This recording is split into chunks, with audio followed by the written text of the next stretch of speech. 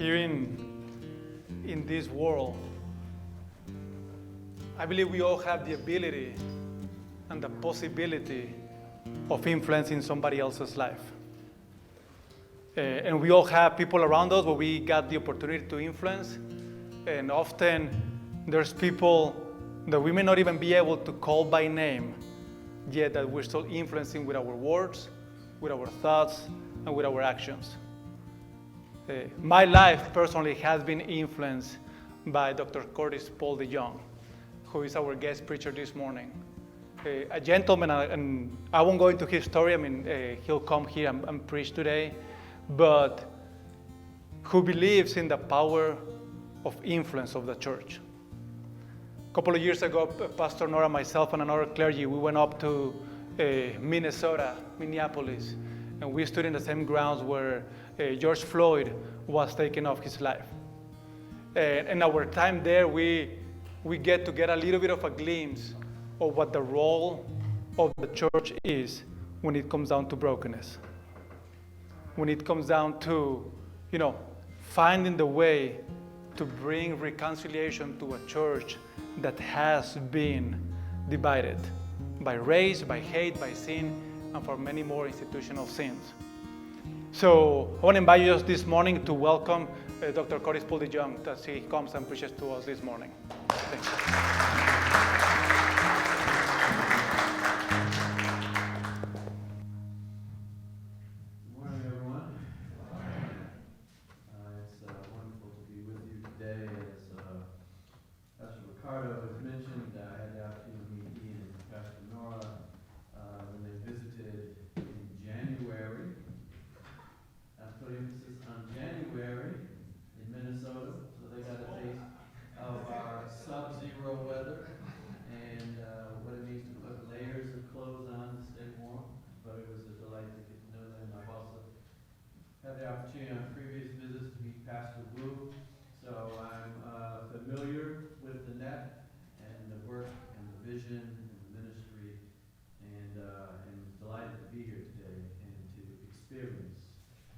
You all are doing firsthand.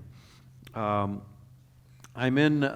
working for the last some months with the North Georgia United Methodist Conference with a work group that's talking about reparations and what does that aspect of racial justice mean in the context of the United Methodist Church. So we've been busy doing that this weekend, and so delighted to be here this morning. And also to be a part of your sermon series, Voices, Who is God Speaking to You Through? And I've taken the topic this morning, Voices from Egypt, Hearing God's Call. So my text this morning comes from Matthew 2, verses 13 through 15. And this is kind of the last of the Christmas texts, but it connects us to Black History Month, I think, in a unique way. And so the text says, "Now after they had left, an angel of the Lord appeared to Joseph in a dream and said, 'Get up, take the child and his mother, and flee to Egypt, and remain there until I tell you. For Herod is about to search for the child to destroy him.' Then Joseph got up, took the child and his mother by night, and went to Egypt, and remained there until the death of Herod. This was to fulfill what had been spoken by the Lord through the prophet, 'Out of Egypt I have called my son.'" May the Lord add a blessing to the reading of the word.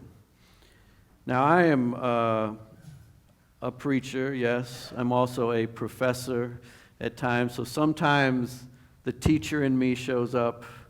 Sometimes the preacher in me shows up. Sometimes both of them show up. So we'll see this morning who shows up as we move into this text. Now, in the early part of the history of the Hebrew people, as we read the Bible, God was referred to as the God of Abraham, Isaac, and Jacob. And today we would also add that God is the God of Hagar and Sarah, Rebekah, Leah, and Rachel. The people related to God through their leaders, the patriarchs and matriarchs of their faith. This all changed when the ancient Israelites were liberated by God from the oppressive slavery that they had endured under Pharaoh while held captive in Egypt. No longer was this a religion of the leaders. Everyone had experienced God's liberation. We hear it in the Ten Commandments. I am the Lord your God who brought you out of the land of Egypt, out of the house of slavery. You shall have no other gods before me. So when they talked about who God was, they talked about this God who had liberated them from slavery. So when this text, out of Egypt I have called my son, was originally stated by the prophet Hosea, it was a reference, the word son was a reference to Israel, the nation, the people of Israel. Out of Egypt I have called my son Israel. So that's how they understood, and Hosea understood God as a God of liberation. Now something happened when the Hosea text jumped through time into the reading of the first century church, which is the text that we read this morning. The leaders of the first century church and the gospel writers were reading the scriptures through the lens of the Jesus story. Suddenly, texts that said one thing now said something new because they were reading their Hebrew Bible through their experience of Jesus. As they read Hosea's words on God's Son being called out of Egypt, they interpreted it as referring to God's Son Jesus and his emergence out of Egypt as a child. And we know the story that his family took him there. We just read the story after the wise men had left the Magi visiting to protect him from the threats that were being made by Herod. So Hosea wrote of a God who liberated ancient Israel from Pharaoh's Egypt. The gospel writer Matthew spoke of God as liberating Jesus from the threats and the killing rage of King Herod by sending Jesus and his parents into Egypt. For Hosea, Egypt was a place of slavery and oppression. For Matthew, Egypt was a place of escape, safety, and refuge from King Herod's murderous intentions. And we know from looking at the historical Herod that he was a ruthless king who followed up his threats. In fact, he killed numerous of his political rivals, including he killed 3 of his sons, killed his brother-in-law, killed his mother-in-law, and even killed a wife. Both Hosea and Matthew were announcing that God is a God of liberation, whether from Pharaoh or from King Herod. Egypt represented a narrative of liberation, whether it was a place of bondage under Pharaoh or a place of refuge from Herod. Matthew was connecting the ministry of Jesus to the Hosea tradition of liberation. For the first century church, the message and leadership of Jesus was centrally focused on liberation. In fact, he announced in his opening sermon in Nazareth, "The Spirit of the Lord is upon me, because he has anointed me to bring good news to the poor. He has sent me to proclaim release to captives and recovery of sight to the blind, to set free those who are oppressed, to proclaim the year of the Lord's favor." So let us hear the voice of liberation. Let's hold on to that word, liberation. So the text jumped from Hosea through time into the Gospel of Matthew, into the first century context. And that first century context changed how the ancient text was interpreted. Now the text jumped again. This time it jumped from the Gospel of Matthew into the context of the slave quarters of Africans who had been kidnapped and brought to North America, and into the context of African American churches which had emerged because of the racism of white Christians.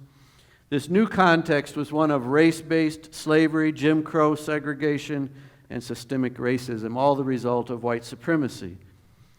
Slavery and racial segregation were considered God-ordained realities by many white Christians.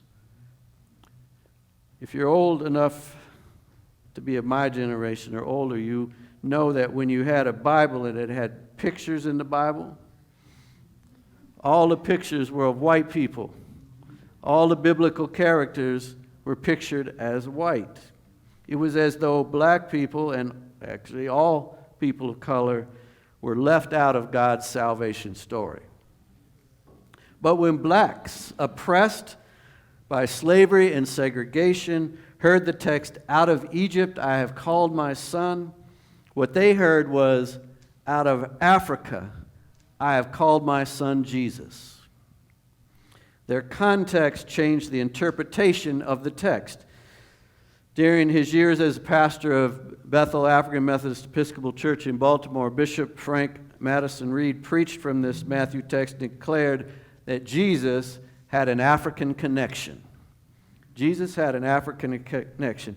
In case you haven't noticed, we've moved into the Black History Month section of the sermon. So, it was not unusual in the Hebrew Scriptures themselves for Egypt to be a reference to broader Africa, not just the nation of Egypt. In Psalm 105, Egypt is used interchangeably with the land of Ham, which was often the designation for Africa. Africa is a more modern term for the continent. Egypt is used interchangeably. The fact that Jesus had lived in Africa was a message of affirmation to people of African descent who were told they were inferior to whites, using a white Jesus as the evidence. Soon, African American biblical scholars began to look more closely at the Bible. And they discovered that Genesis begins with a garden located in Africa in present-day Sudan. 2 of the 4 rivers that surrounded the Garden of Eden were in Africa. Those rivers were the Pishon and the Gihon, today known as the Blue and White Nile rivers. Black scholars dismissed and disproved the claims that black people were cursed as descendants of Ham or Cain. Neither was cursed. That was added into the Bible. That's not in the Bible. Black biblical scholars researched the Scriptures and determined that people and places from the continent of Africa were mentioned more than 850 times in the Bible. We miss that because the land names were different than the land names used today. 850 references to Africa or African people. Afrocentric scholars examined the genealogy of the Hebrew people and Jesus, and they discovered that Africans were among the ancestors of the Hebrew people and of Jesus. Therefore, Jesus and the Hebrew people were Afro-Asiatic. And even the text that we've looked at today, the narrative in Matthew accompanying our text, has Jesus, Mary, and Joseph traveling to Egypt to hide from King Herod. If they were Northern European whites, as portrayed in the Bible pictures and paintings, they could have never hidden in Africa.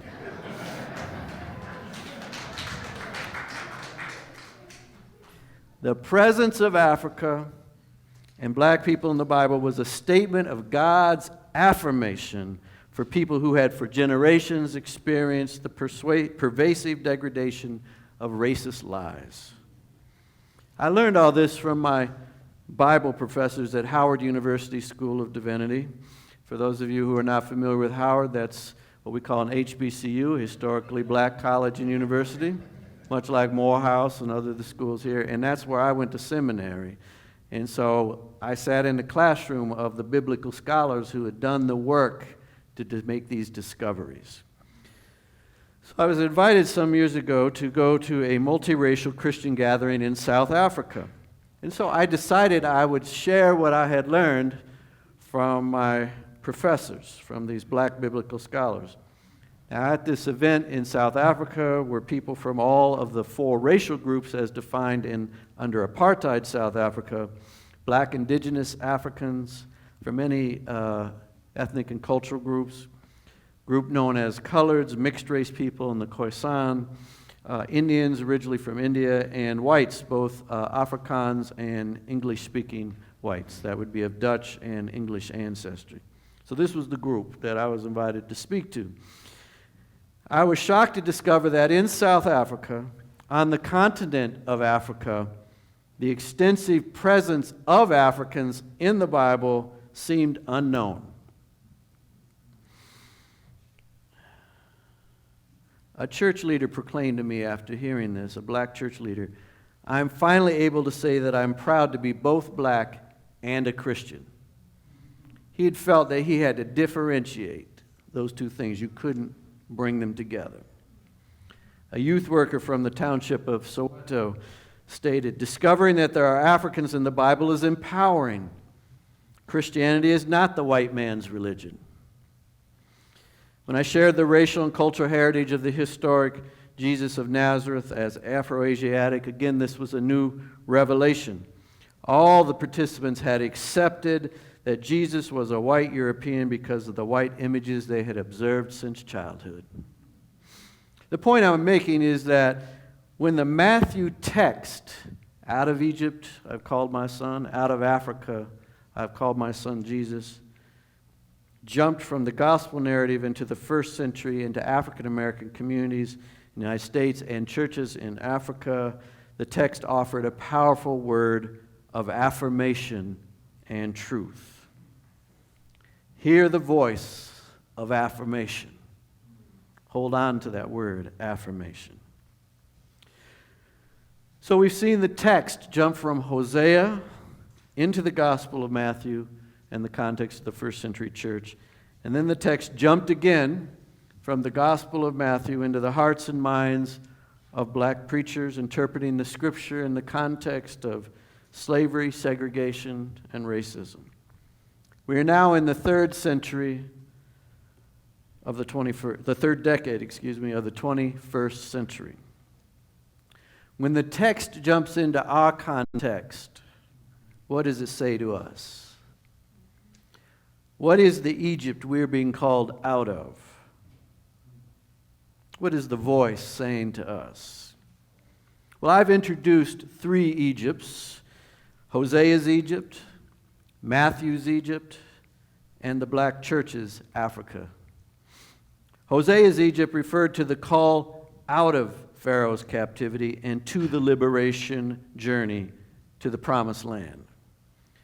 Some of us need to hear the voice of Hosea's God calling us out of oppression into liberation. The future promise of liberation is waiting.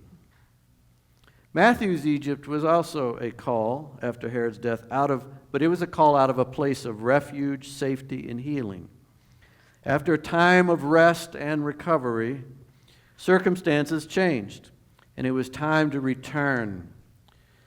But not a return to Bethlehem, because there was another Herod waiting in Bethlehem. Time to go to a new place. Go to Nazareth. Some of us need to hear the voice of Matthew's God calling us to embrace our liberation and recovery and return to the struggle, return back to life's journey. And then there's the black church's Egypt or Africa, which was a call to reclaim black identity as created in the image of God. It was a call out of the lies of anti-blackness into the truth of Black Lives Matter affirmation. Some of us need to hear the black church's God calling us to affirm blackness. I live just a few blocks away from where George Floyd was killed, now called George Floyd Square. I want to suggest that in our time, the text jumps into the context of George Floyd Square. The global images of people from all races and cultures protesting awakened us to the possibilities of racial reckoning and the promise of multiracial transformation. Jesus was born a Jew in Palestine, visited by Asian magi, and lived in Africa until God called him out of Egypt. No ethnic group, no nation, no race of people can own Jesus. The Jesus story is bigger than any one nation, cultural group, or people. Yet George Floyd Square speaks of a multiracial call rooted in black lived experience. Let me say that again. George Floyd Square speaks of a multiracial call rooted in black lived experience. Let me break that down a bit. A few years ago, the Academy Awards ceremony announced that the best picture was for the movie Green Book. Many of you probably saw that movie. Following the ceremony, Michael Barbaro of the New York Times show called The Daily interviewed black film critic Wesley Morris for his perspective on the controversy surrounding the choice of Green Book as the best picture. Now, Morris started by saying that the quality of the filmmaking was not in question. The concerns had risen at how the story of the Green Book phenomenon during Jim Crow racial segregation had been told in the film. Now, for those of you who are not familiar, the Green Book was a book actually put together that told black folks where and where not to go when looking for accommodations, restaurants, etc., under segregation. Morris said the movie had created a racial reconciliation fantasy. The story was told from a white perspective on the terms of white people. Nothing in the film addressed the social systems that maintain racism and keep us divided. The story was a portrayal of how black people can be inserted into the defining narrative of whiteness in the U.S. society. In other words, it was a racial reconciliation fantasy. It wasn't real. It didn't address the real issues. So I say that the narrative of the killing of George Floyd and the amazing multiracial response must be told from the lens of black lived experience. Otherwise, it can become a racial reconciliation fantasy. A few days after the death of Floyd, well-intentioned artists painted the iconic mural of George Floyd on the side of Cup Foods, which was the grocery store that he was killed in front of by police. And if there's one image that sort of sticks in everybody's mind, it's the mural that's on the side that was painted a couple days after. It's just a few feet from where he was killed. None of the artists were black who painted that. It's beautiful. It's a wonderful, iconic piece. But quickly, black community artists and activists in Minneapolis criticized the mural artists for taking such a prominent space that community members had dedicated for the expression of black perspectives because they felt it did not represent the people most affected by Floyd's killing. And so a very healthy conversation emerged about how we show up in spaces and how we represent our different cultural perspectives and who is, in this case, creating the art. So black artists stepped up and added art around that and populated the square with things that came out of the black lived experience. And all artists were invited to participate in the moment. The killing of George Floyd ignited an international response to oppression and racialized policing. It sounded a global call for racial justice and equity. In the United States, there were protests in all 50 states, in cities and towns for weeks following. Solidarity protests were observed in Canada, Europe, Africa, and Asia. These focused on racism and policing in the U.S., but also on the racism existed in the communities where the protests were taking place. In the Twin Cities of Minnesota, 8 days after the death of George Floyd, a silent clergy march to George Floyd Square was led by black clergy from Minneapolis and St. Paul. Following black clergy were religious leaders from all faith traditions, with leaders of color positioned right behind the black clergy and then white leadership behind them. The march was intentionally designed to portray a vision of black clergy leadership with whites having the backs of both black and persons of color who were religious leaders in the work of racial justice.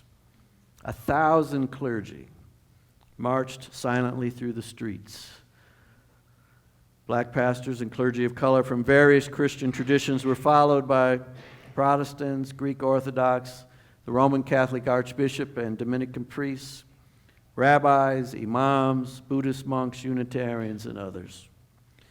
When the sounds of the marching feet arrived at the sacred place where George Floyd had been killed, Bishop Richard Howell asked everyone to take a knee and together pray the Lord's Prayer.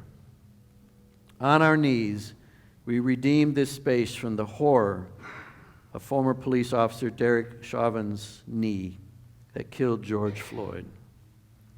Clergy and gathered community members prayed for God's will to be done on earth as it is in heaven. The visual of a black-led, faith-inspired, multiracial march out of Egypt, out of George Floyd Square, signals the possibility of transformation. In this moment, the words of South African anti-apartheid activist and theologian Russell Botman particularly ring true to me. He had been appointed as the first black rector and vice chancellor of the historically white Afrikaner University in Stellenbosch in South Africa. And he was speaking about the South African struggle, and the young people that were coming up and following him in this work. But I think it speaks to this issue as well. He continued his work for racial justice in the interest of future generations. And he said, if we do not get it right, future generations will judge this as a missed opportunity, and they will carry the burden. Out of George Floyd Square, God has called us to transformation. If we do not get it right, future generations will judge this as a missed opportunity because they will have to carry the burden. Hear the voice of transformation. Hold on to the word transformation. Out of Egypt, out of Africa, out of George Floyd Square, we are being called to liberation, affirmation, and transformation. We must not miss the opportunity. Hear the voice of God. Let's pray. Oh God, today we thank you for the voice that issues the call to liberation, affirmation, and transformation. That voice is your voice. Thank you for seeing us worthy to step into your work, to issue this call, and to be those who put flesh on the journey of liberation, affirmation, transformation. Amen.